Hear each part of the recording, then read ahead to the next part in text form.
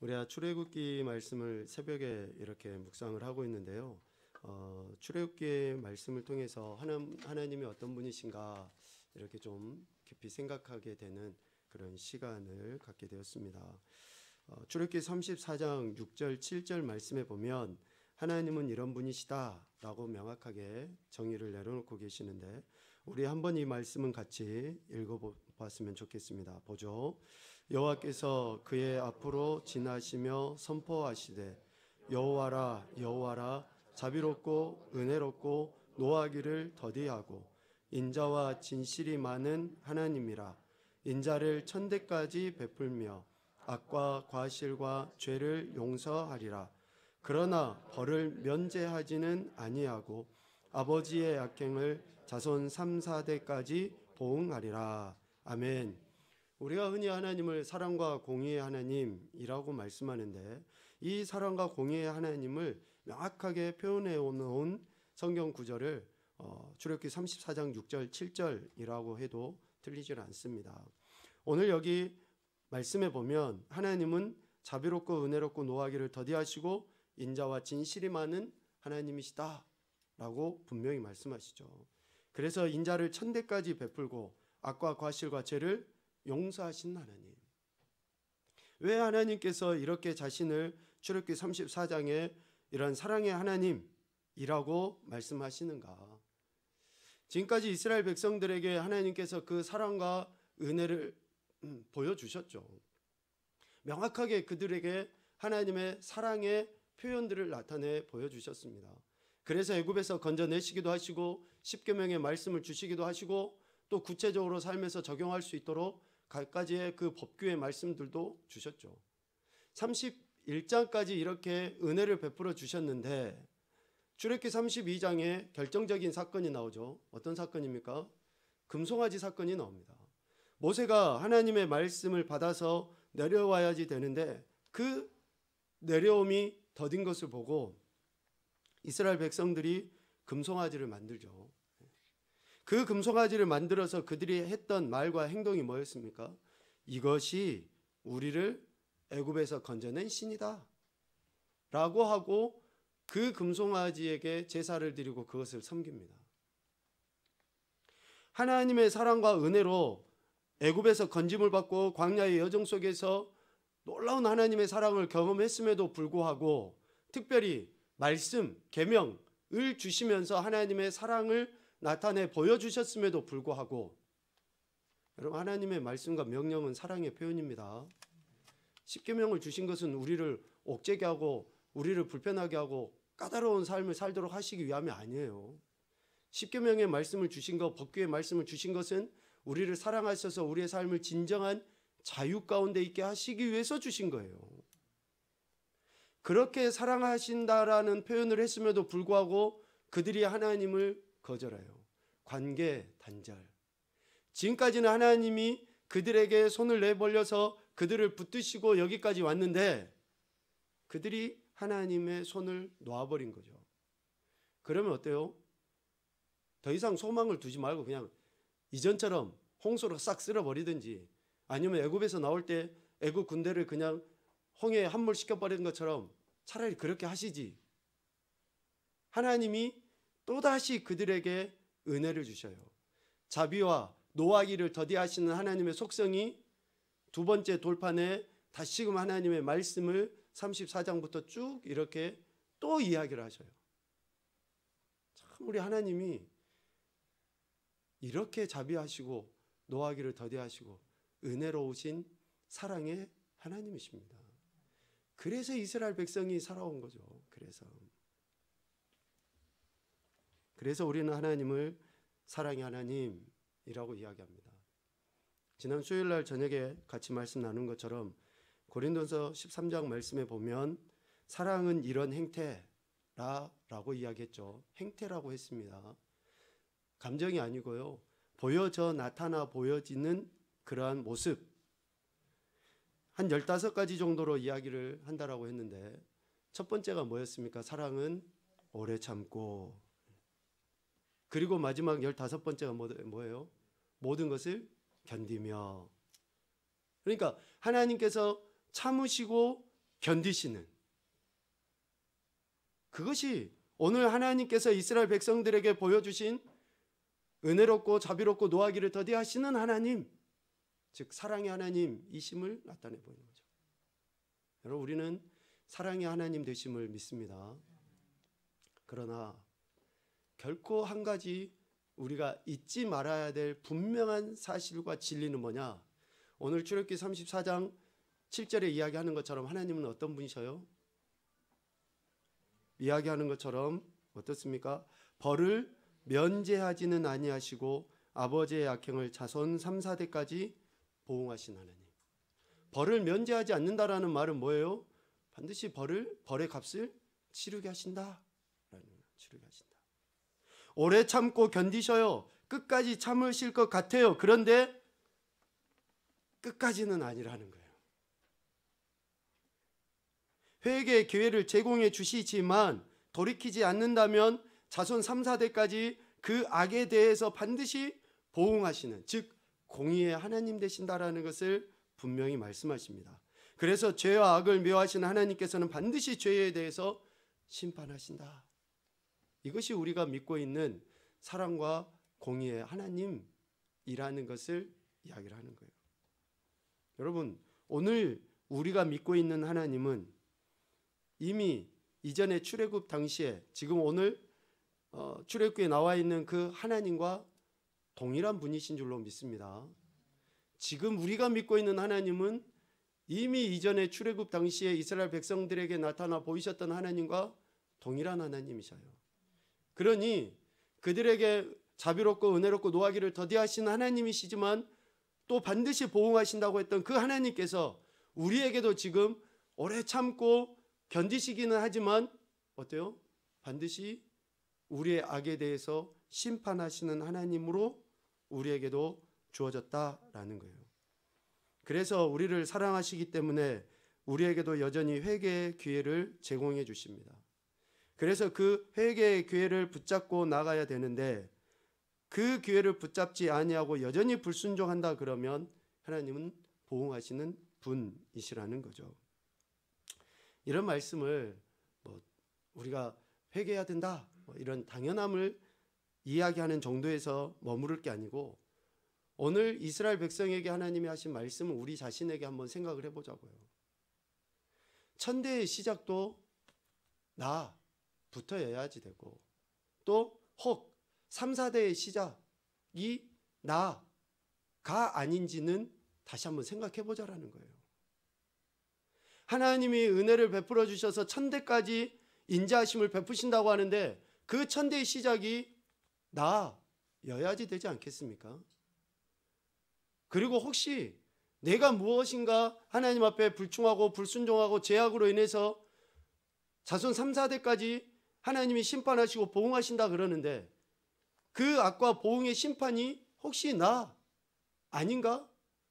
라고 이렇게 생각해 봐야 되지 않나? 라는 것이죠.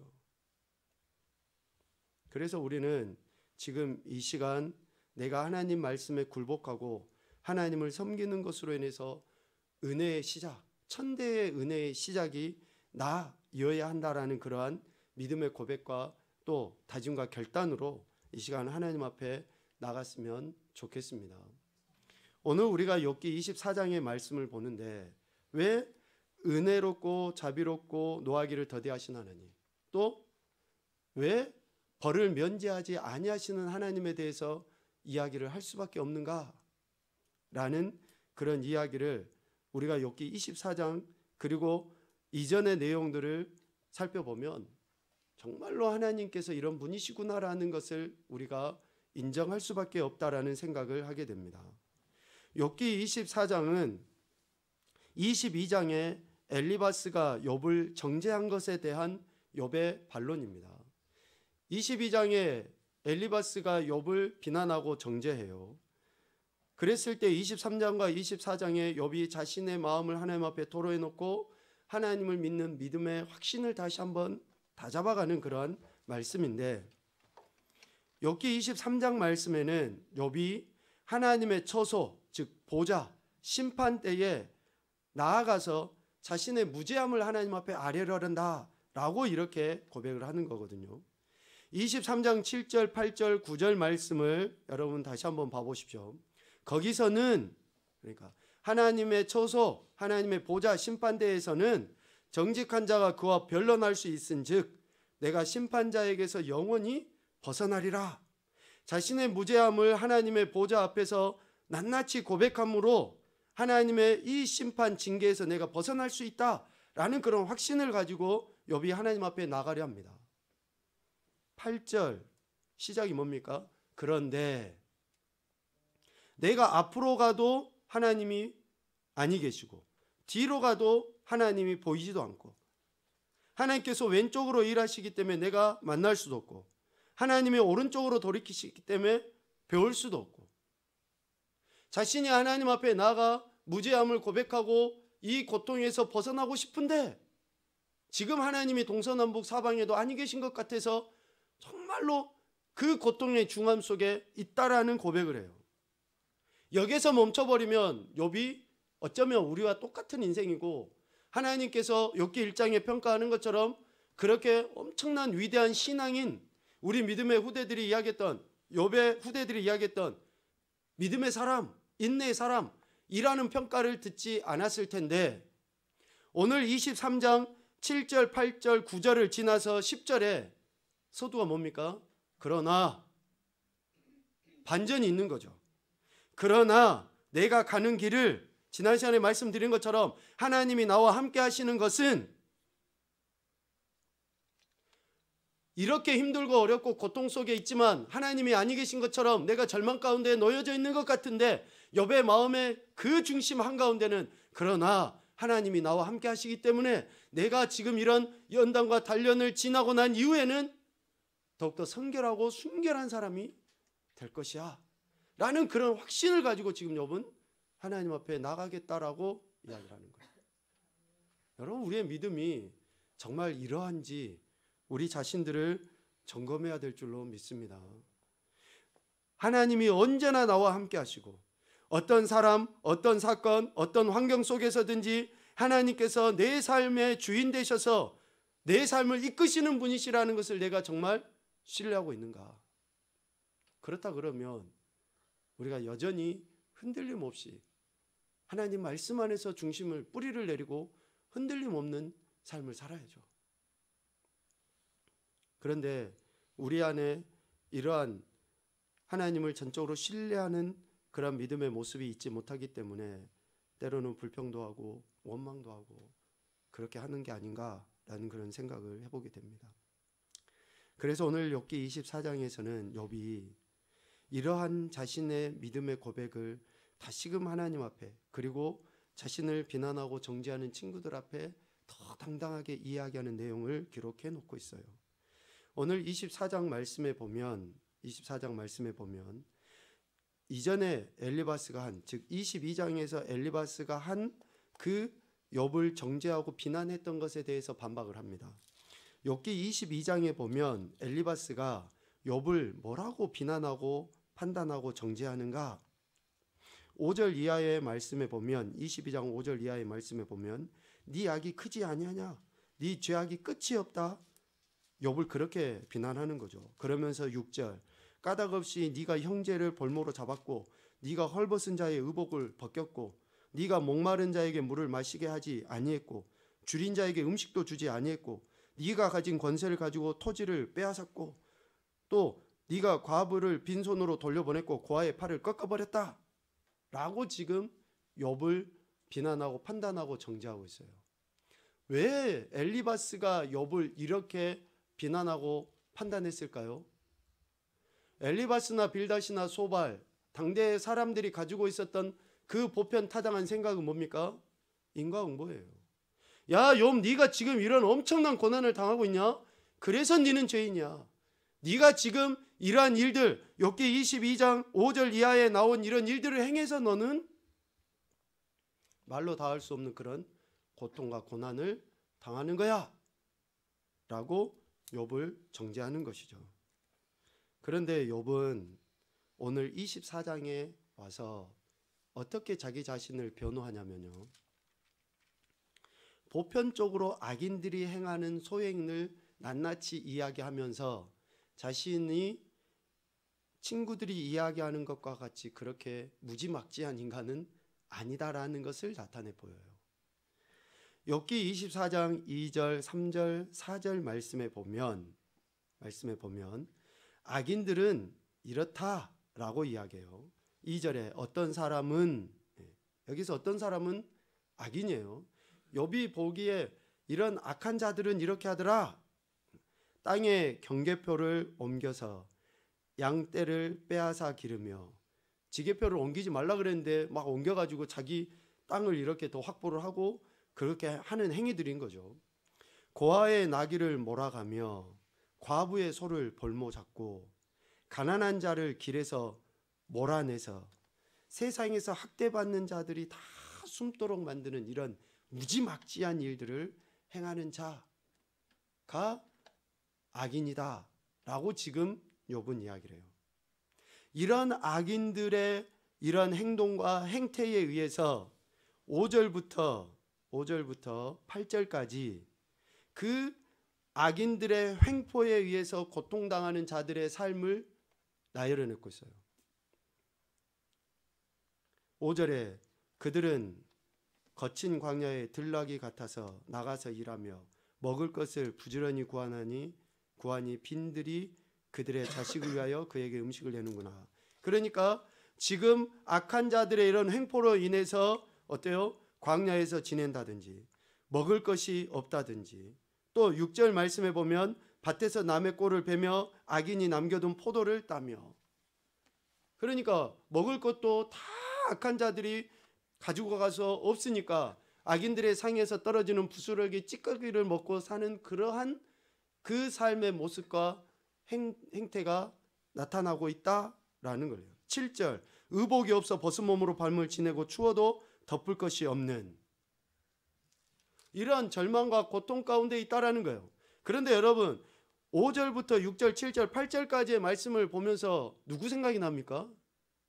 욥의 생각이 나지 않습니까? 정말로 자신이 이렇게 자식 잃었죠, 재물 잃었죠, 몸이 만신창이가 됐죠, 친구들의 그 자신의 마음을 후벼 파는 비소와 같은 말로 인해서 정죄하죠. 얼마나 욥이 고통스럽겠습니까? 그래서 욥은 악인들의 소행으로 인해서 압제당하는 사람들의 비참한 삶을 자신의 신세인 것처럼 이렇게 한탄하고 있는 거예요. 이런 상황 가운데서 우리 생각에는 하나님이 짜잔 하고 나타나셔서 이렇게 딱딱 악한 사람들은 물리쳐 주시고, 좀 뭐라 그럴까요? 그냥 정의의 사도처럼 이렇게 칼 쫙 빼서 뭔가 착착착 해주시면 좋을 법 하잖아요. 아니 좀 그랬으면 좋잖아요. 우리 삶도 그렇고 좀 그랬으면 좋잖아요. 그런데 오늘 24장 1절 말씀과 12절 말씀에 보면 앞뒤로 욥이 하나님이 침묵하시는 것에 대해서 얼마나 그 마음이 무거웠을까라는 것을 살펴보는데, 어찌하여 전능자는 때를 정해놓지 아니하셨는고. 때를 정해놓지 아니하셨어요. 악인들의 횡포 멸하실 때 모릅니다. 의인들의 고통당함 해방될 때 몰라요. 하나님은 아시죠. 우리가 몰라서 그러지. 아멘입니까? 하나님은 아셔요. 근데 우리가 모르죠. 욥이 모르니까 어찌하여 전능자는 때를 정해놓지 아니하셨을까. 12절에도 성중에서 죽어가는 사람들이 신음하며 상한 자가 부르짖으나 하나님이 그들의 참상을 보지 아니한다. 하나님께서 그들의 참상을 보지 않고 계시니 얼마나 답답하겠어요. 말한 것처럼 때가 정해지지 않은 것만큼 괴로운 건 없어요. 내일 모레면 끝이야. 그러면 내일 모레까지 어찌어찌 참으면 돼요. 근데 언제 끝날지를 모르니 정말 힘들고 어려운 거죠. 딱 그와 같은 거예요. 욥은 악인들이 기세 등등하여 활보하는 것에 대해 하나님께서 지금 공의를 발휘하지 아니하시는 것으로 어쩌면 가슴 아파하죠. 한탄하고 있습니다. 여러분, 서두에도 말씀드린 것처럼 우리 하나님은 사랑의 하나님이시고 공의의 하나님이십니다. 반드시 공의를 시행하신 하나님, 반드시 보응하시는 하나님 되심을 성경에서는 계속 이야기하고 있어요. 그런데 그 보응과 그 공의의 시행은 언제 되느냐? 언제 됩니까? 아멘. 하나님의 때에 되는 거예요. 내 생각이 아니에요. 나는 이만큼이면 됐지. 나는 내가 이만큼 참았으면 됐지. 하나님 언제까지 참아요? 하나님 참을 때까지 참는 거죠. 하나님 일하실 때까지 참는 거죠. 하나님의 때에 하나님은 일하시나요? 그래서 하나님의 때와 시간에 하나님께서는 반드시 보응하신다라는 것을 우리가 믿고 신뢰하는 것, 이것이 우리가 하나님을 대하는 우리의 자세여야 된다라는 것입니다. 이사야서 11장 4절 5절 말씀을 한번 보도록 하겠습니다. 보죠. 시작. 공의로 가난한 자를 심판하며 정직으로 세상의 겸손한 자를 판단할 것이야. 그의 입에 박혀도 세상을 치며 그의 입술의 기운으로 악인을 죽일 것이며 공의로 그의 허리띠를 삼으며 성실로 그의 몸의 띠를 삼으리라. 아멘. 이처럼 하나님은 반드시 하나님의 사랑과 공의를 나타내 보이시는 분이시라고 분명하게 이야기합니다. 그래서 오늘 욥기 24장 14, 15, 16절에 이러한 자들, 즉 14절에 사람을 죽인 자, 살인자, 15절에 간음한 자, 16절에 어둠을 틈타 집을 뚫는 밤도둑, 이렇게 치명적인 죄악들을 저지른 자들, 즉 하나님의 빛을 피해 다니는 극악한 죄인들이 아무리 활보한다 할지라도 하나님께서 그들의 활보, 즉 하나님의 그 공의의 심판을 보류하고 계시기 때문에 잠깐 그러는 것이지 라고 이야기해요. 극악한 자들이 아무리 활보하고 다닌다 할지라도 그것은 하나님의 공의의 심판을 하나님께서 보류하셨기 때문에 허용된 것이지 그들이 멸망을 안 당해, 그들은 절대 죽지 않아 여서 그런 게 아니라는 거예요. 시편 101편 8절 말씀에 보면 아침마다 내가 이 땅의 모든 악인을 멸하리니 악을 행하는 자는 여호와의 성에서 다 끊어지리로다. 아멘. 아침마다, 아침에는 뭐가 뜹니까? 해가 뜹니다. 밝은 빛이 태양이 떠요. 태양이 뜨면 어둠은 반드시 물러가게 돼 있어요. 아무리 악인들이 득세하고 뭔가가 자기들이 다 세상을 주관하고 마음대로 할 것 같은데 빛이 뜨면 어둠은 물러가게 돼 있어요. 밤도둑, 밤에는 지가 활보해요. 그런데 해가 뜨면은 밤도둑은 없어져요. 악인들 아무리 자기들이 뭔가를 한다 해도 빛이 뜨면, 아침이 오면, 햇빛이 뜨면 없어지게 돼 있다라는 거예요. 그래서 우리는 아침을 기다리는 거죠. 하나님의 은혜의 빛을 기다리는 거예요. 지금 어둡고 지금 고통스럽고 지금 추운 겨울인 것 같지만 해가 뜨면 반드시 만물이 소생되어지는 진정한 생명의 기운이 나타나는 일들이 일어나기 때문에 그렇다라는 것이죠. 그래서 성경은 우리에게 뭐라고 권면합니까?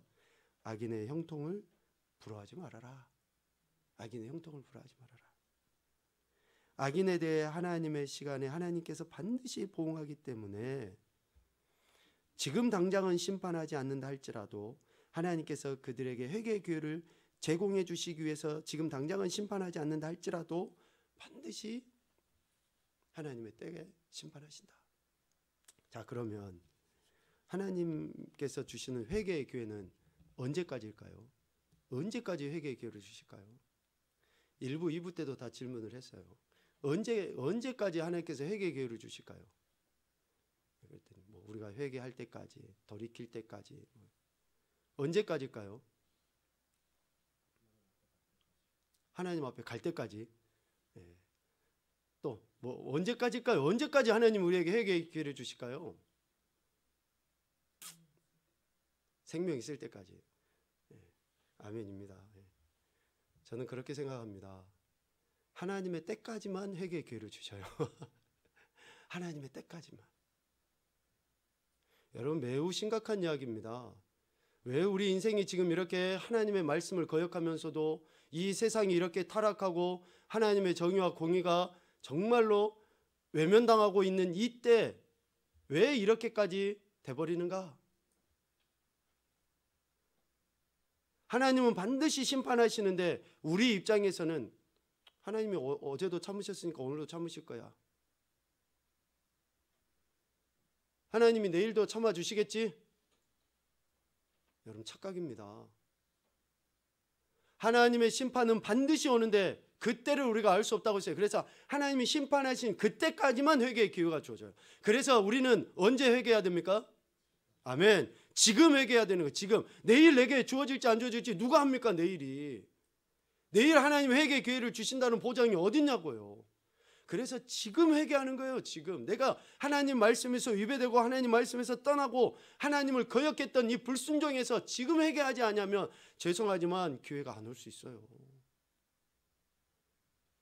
그래서 하나님이 회개의 기회를 제공해 주시는 것은 하나님의 때까지 뿐입니다. 오늘 욥은 이 분명한 사실을 알고 있었기 때문에 끝까지 하나님을 신뢰하려고 하고 있습니다. 악인의 형통과 의인의 고난, 어쩌면 이해할 수 없는 하나님의 섭리이지만 악인에 대해서 하나님이 반드시 심판하시고 의인을 회복시키실 것이라는 이 분명한 믿음을 갖고 욥은 하나님 앞에 고백합니다. 오늘 24절 말씀에 보면 그들은 잠깐 동안 높아졌다가 천대를 받을 것이며 멸시 천대를 받을 것이며 잘려 모아진 곡식 이삭처럼 되리라 라고 욥은 고백을 해요. 여기에서 그들은 이 누굽니까? 아멘. 악인들이에요. 악인들. 그들이 잠깐 높아지는 것 같아요. 그러나 반드시 천대 멸시, 그래서 잘려 모아진 곡식처럼 아무짝에도 생명도 없는 그러한 인생이 될 것이다 라고 이야기합니다. 하나님은 끝내 악인들의 영혼과 육체에 대해서 심판하시는 분이라는 것을 이야기해요. 그래서 우리 인생의 지혜와 지식, 경험으로 알 수는 없지만 하나님께서 행하실 것을 우리는 신뢰하고 나가는 것이죠. 이사야 31장 2절에서도 이야기합니다. 여호와께서도 지혜로우신즉 재앙을 내리실 것이라 그의 말씀들을 변하게 하지 아니하시고 일어나사 악행하는 자들의 집을 치시며 행악을 돕는 자들을 치실 것이다. 분명하게 하나님이 말씀하시는 거죠. 이러한 믿음을 갖고 있는 욥은 악인에 대한 하나님의 심판이 지금 당장 이루어지지 않는다 할지라도 자신이 한 말, 이런 확신, 이것이 거짓이 아니라는 것을 고백을 하는 거예요. 25절, 가령 그렇지 않을지라도, 그러니까 그렇지 않을지라도 그게 뭐예요? 지금 당장 하나님께서 악인들을 이렇게 천대하거나 잘려 모아진 곡식 이삭처럼 취급하지 않는다 할지라도 능히 내 말은 거짓되다고 누가 지적할 수도 없고 내 말이 헛되다라고 할 사람이 없다. 이 확신 속에서 지금 욥은 하나님 앞에 나가는 거예요. 여러분, 이러한 믿음을 욥이 가질 수 있었던 것은 이렇게 하나님 앞에 하나님이 행하실 것을 기대하고 욥이 이런 믿음을 가질 수 있었던 것은 23절에 근거합니다. 23절, 하나님은 그에게 평안을 주시며 지탱해 주시나 그들의 길을 살피시도다. 여기서 그는 누군가요? 하나님은 그에게 평안을 주시며, 예? 그래서 우리 국어를 잘해야지 됩니다. 이런 말 좀 우리가 잘 해야지 됩니다.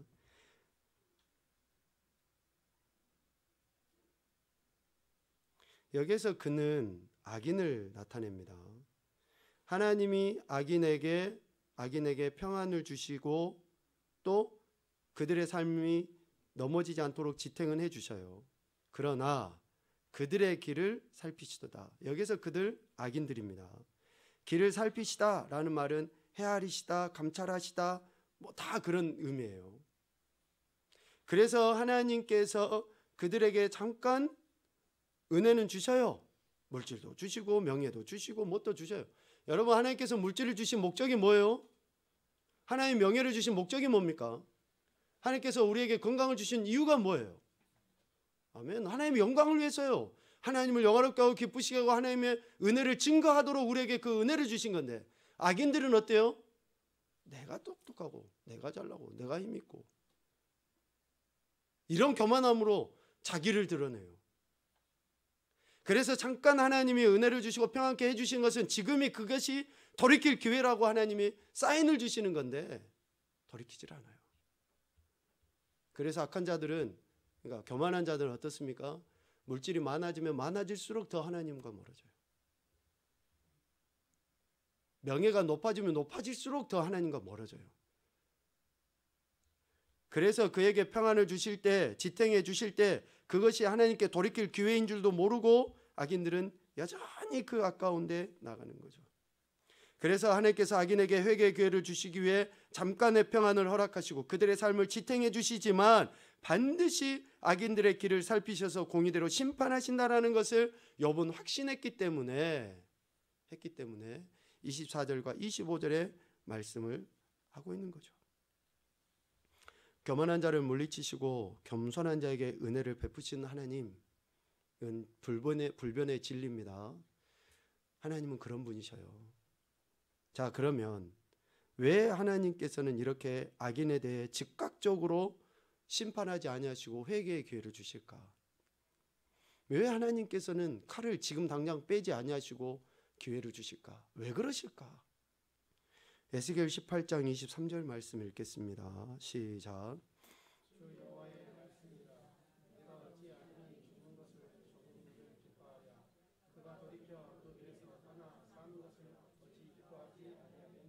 아멘. 이것 때문에 그래요. 이것 때문에. 여기서 기뻐하다라는 말은 그 우리 창세기 1장에 나온 것 같이 하나님 보시기에 좋았더라, 선하다, 토부예요. 토부. 최상의 기쁨은 뭐예요? 하나님이 원하시는 것은 우리 인생이 사는 거예요. 사는 거. 하나님 안에서 사는 것을 하나님은 최고로 기뻐하셔요. 그러니까 악인들에게도 이렇게 회개의 기회를 주시면서까지 그들의 삶을 지키시고 보호하시고 때로는 평안도 주시고 하시면서 그들이 하나님께 돌이키도록. 그래서 하나님이 참고 또 참고 하나님의 심판의 때까지 참고 또 참는 거예요. 그래서 악인이라 할지라도 그들에게 회개의 기회를 주시는 것이고, 의인은 끝까지 그 믿음을 지켜서 구원에 이르도록 하나님은 이러한 모든 일들을 주관해 나가시는 겁니다. 그런데 제가 이 말씀을 묵상하면서 그럼 악인이 누구냐? 악인이 오늘 욥기에 나와 있는 이런 일들을 행하는 사람들, 악인이 누군가 그 생각을 좀 하게 됩니다. 우리가 하나님을 안 믿는다, 예수님을 안 믿는다, 물론 그 사람들은 악인이죠. 하나님과 관계가 아예 단절되어 있으니까. 그래요, 그 사람들 악인이라고 칩시다. 그런데 하나님이 진짜 그 사람들만 악인이라고 하실까? 그들은 로마서 1장에서 이야기하는 것처럼 내버려 두신 가운데 있는 자들이에요. 아예 하나님과 관계가 단절된 사람들입니다. 그런데 우리가 사사기에 나와 있는 것과 같이 자기 소견에 어른대로 행했다라고 할 때 그들도 악인의 범주로 포함시켜 보면 그들은 하나님을 모르는 사람들이 아니에요. 하나님을 아는 사람들이에요. 믿는다고 하는 사람들이에요. 그런데 여전히 자기 소견에 옳은 대로 행하고 하나님과 우상을 겸하여 섬기고 하나님과 세상의 왕을 겸하여 섬기려고 하고 하는 그런 사람들. 그래서 우리가 악인을 그냥 아예 세상 사람들만 이야기할 게 아니라 하나님을 믿는다고 하면서도 하나님의 말씀과 상관없이 하나님의 말씀대로 살기를 거부하는 그런 사람을 악인이라고 해야 하지 않을까? 그러면 악인인 우리에게, 우리가 그렇게 악한 모습으로 살아가고 있는, 내 소견에 옳은 대로 하나님 말씀을 거역하고 살아가고 있는 내게 하나님이 언젠가는 반드시 심판하실 텐데, 공의로서 보응하실 텐데, 그래서 앞서도 이야기한 것처럼 회개는 지금 하는 거예요. 지금 내가 하나님 말씀대로 살지 못하는 것, 여전히 내 소견에 옳은 대로 살아왔던 것을 지금 하는 거죠. 지금 돌이키지 아니하면 기회가 절대 주어지지 않을 수도 있다라는 것을 우리에게 말씀하십니다. 오늘 말씀을 정리하죠. 우리는 하나님을 경외하는 자들입니다. 경외. 하나님을 사랑하고 공경하지만 두렵고 떨림으로 하나님의 말씀을 삶 속에서 지켜나가기 위해 몸부림친 자들이 경외하는 자들이에요. 그렇기 때문에 내 안에 하나님을 거역하려고 하는 그런 조그만한 죄도 여지도 남겨두지 아니하고 전적으로 내가 하나님을 사랑한다라는 것을 말씀에 순종하는 것을 통해서 나타내 보이려고 하는 그러한 믿음의 결단과 삶의 태도가 있어야 한다라는 것이죠. 여러분, 참 힘들고 어려운 시대입니다. 많은 것들이 혼란되어진 이 시대에 오직 길과 진리와 생명 되신 예수 그리스도 그분 안에서 우리가 하나님의 사랑과 또 하나님의 공의를 생각하며 살아가야 될 때 다른 많은 인생들에게 분명한 기준을 정해 줄 줄로 믿습니다. 그렇게 우리에게 사랑과 공의를 베푸신 하나님 앞에 늘 겸손하게 낮아져서 하나님을 경외하며 사는 저와 여러분 되시기를 주님의 이름으로 축복합니다. 사랑의 하나님,